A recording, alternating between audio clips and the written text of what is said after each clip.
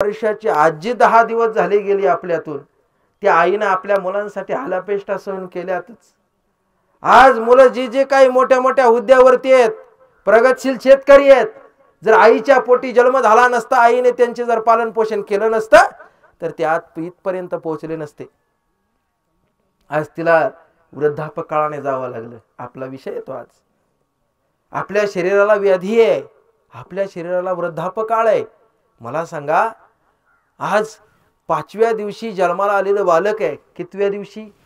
5व्या दिवशी जन्माला आलेलं बालक, ते 5व्या दिवशीचं बालक आपण ज्या वेळेला पाहायला जातो, त्याला पाहिल्यानंतर आपल्याला वाटतं काय गोरं गोरं पोरग आहे, काय टमाटरासारखे गाल आहेत, काय लालबुंद त्याचा चेहरा आहे। पण मला सांगा, ते पोरग ज्या वेळेला 10 वर्षाचं होतं तसं असतं का? समांतर दिसतं का? ते दिसत नाही। आपल्यात बदल होत चालतो, हळूहळू बदल होत चालतो।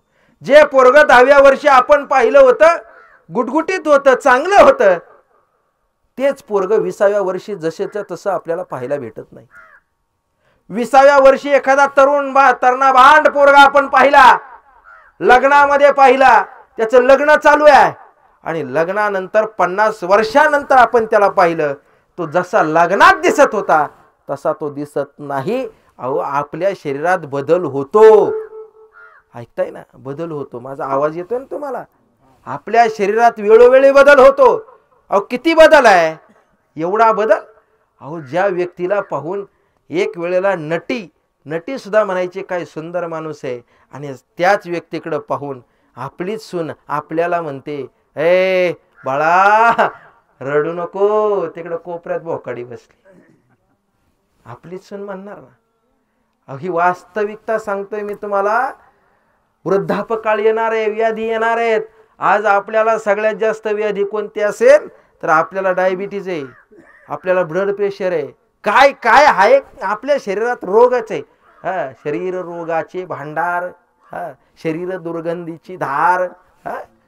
पण या शरीराला जर आपण नामाची जोड दिली तर काय होईल? शरीर उत्तम चांगले, शरीर सुखाचे घोसुले, शरीरे साध्य होय केले, शरीरे साधले ते परब्रह्म। एवढं आपल्याला सगळं करता येईल। आयुष्याच्या साधने सच्चिदानंद पदवी घेणे, एवढा अधिकार नारायणे कृपावलोचने दिदला। नाथ महाराजांचं कधीतरी भागवत वाचा, ज्ञानोबरांची ज्ञानेश्वरी वाचा। आपल्या जीवनाला कृतार्थ करण्याकरता अनेक साधना आहेत, पण त्या साधनामध्ये वरिष्ठ साधन म्हणजे ज्ञानेश्वरी।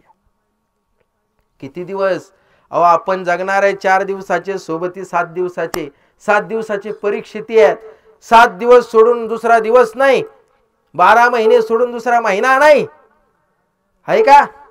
सांगा बरं। आज रावणासारखा बलाढ्य व्यक्ती आहे, रावणाची कीर्ती ऐकताय ना? मी प्रत्येक प्रवचनात रावणाची कीर्ती सांगतो। का सांगतो याचं कारण सांगून जाईन तुम्हाला। आज काही ठिकाणी आपल्याकडं वैकुंठवासी कैलासवासी म्हणण्याची प्रथा कमी होत चालली, आपण निसर्गवासी म्हणतो, बरोबर ना? पण ऐका, निसर्गवासी म्हणण्याच्या आधी सुद्धा एक गोष्ट नेहमी लक्षात ठेवा, जो व्यक्ती आपल्यातून गेलाय त्याला आपण निसर्गवासी म्हणा, पण त्याने निसर्गासाठी काहीतरी केलं असेल तर निसर्गवासी म्हणा। कालचीच एक बातमी मी ऐकत होतो, वाचत होतो, पाहत होतो। त्या बातमीमध्ये सांगितलं, अरे निसर्ग आपल्या विरुद्ध कटकारस्थाना आता करतोय। का करतोय माहितीये? कारण आपण त्या निसर्गाच्या विरुद्ध वागायला लागलो।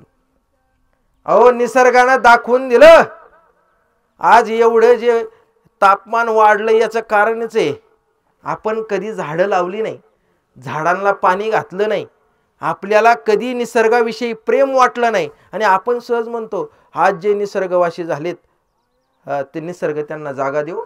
महाराज, मी तुमची खंड